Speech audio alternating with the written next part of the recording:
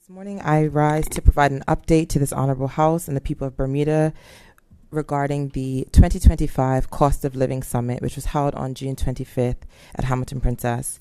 This event brought together 258 residents and stakeholders and was live streamed to ensure broad access. Mr. Speaker, this summit marked a significant milestone in the government's ongoing efforts to address the cost of living in Bermuda. The Ministry of Home Affairs is especially grateful to the stakeholders who joined the government for a day of candid and constructive dialogue on key issues impacting affordability, imports, food security, utilities, housing, and healthcare. The ministry was intentional on selecting a diverse cross-section of participants, ensuring that the discussions reflected a broad range of expertise, casting an informed light on the lived experiences, conversations that are too often confined to siloed forms. This integrated approach allowed for a more fulsome examination of the interconnected drivers of cost. Mr. Speaker, despite some early skepticism, the ministry was clear in its intent to approach the cost of living and affordability differently and to invite collective action. The ministry acknowledged that it was neither feasible nor effective to place full burden of solving this issue on the government, but rather invited collaboration. The summit was a declaration that shared responsibility is essential to meaningful change. Mr. Speaker, the summit began with presentations from economist Craig Simmons and Dr. Janai Smith, who outlined findings from the ministry-commissioned cost of living survey conducted in March of this year. Their analysis framed the summit's panel discussions, highlighting the shift from a tourism-based to an international business-led economy and the resultant pressures on housing, food, healthcare, and utilities.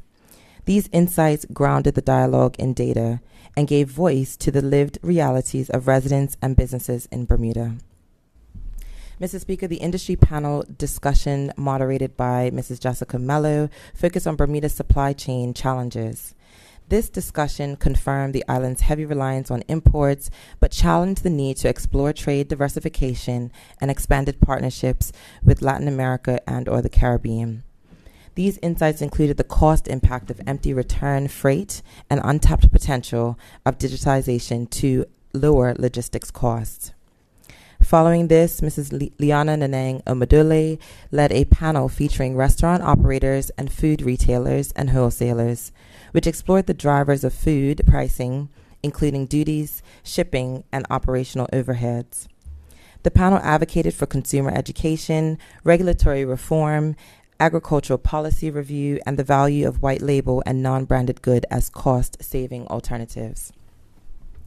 Mr. Speaker, the local agriculture and fisheries panel moderated by Mr. Arthur Whiteman emphasized the critical role of local production in improving affordability and accessibility. The discussion highlighted the underutilization of arable land, the importance of improved access to water, and the need for education and public engagement in food production.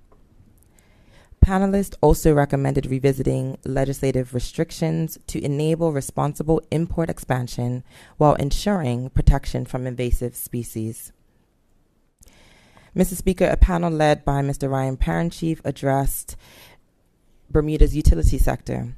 The discussion focused on the urgent need to modernize and regulate all essential utilities and reduce energy, water, and telecommunications costs, recognizing that this can happen through fuel diversification, improved infrastructure, and adoption of international best practices to manage cost burdens. The panel, moderated by Mr. Daniel Woods, addressed unlocking Bermuda's housing. It identified limited supply, outdated regulations, and high construction costs as major contributors to the current state. Recommendations included reforming planning policies, advancing landlord and tenant legislative reform, and fostering public-private partnerships to enable innovative and cost-efficient construction techniques.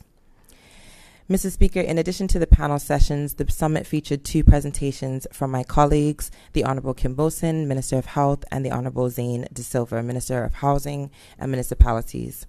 The updates highlighted the government's strategies to ensure equitable healthcare access and to increase the supply of affordable housing. Mr. Speaker, the summit met its core objective.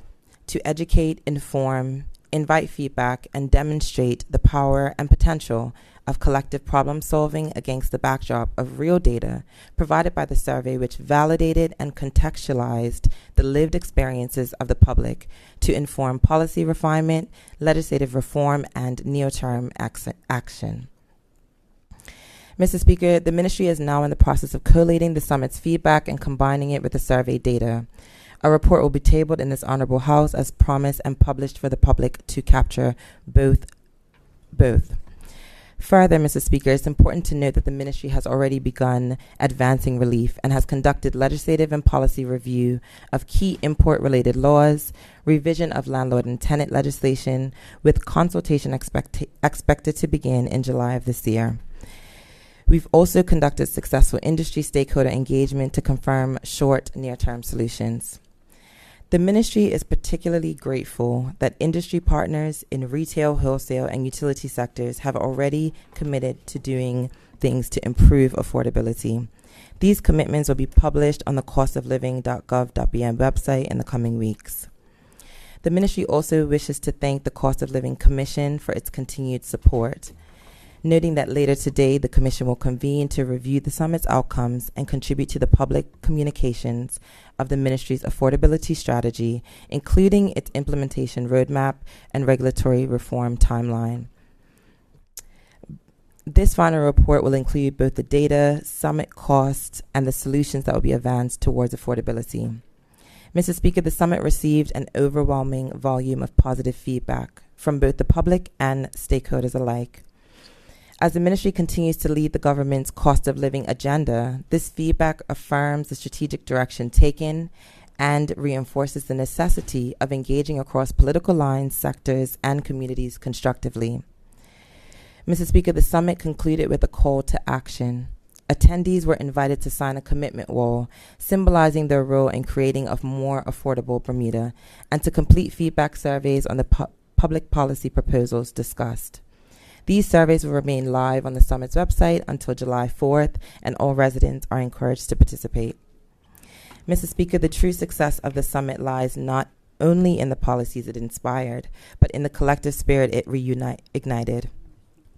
Through the summit, we were reminded that personal responsibility is a seed, but it must be watered by collaboration and shared resolve.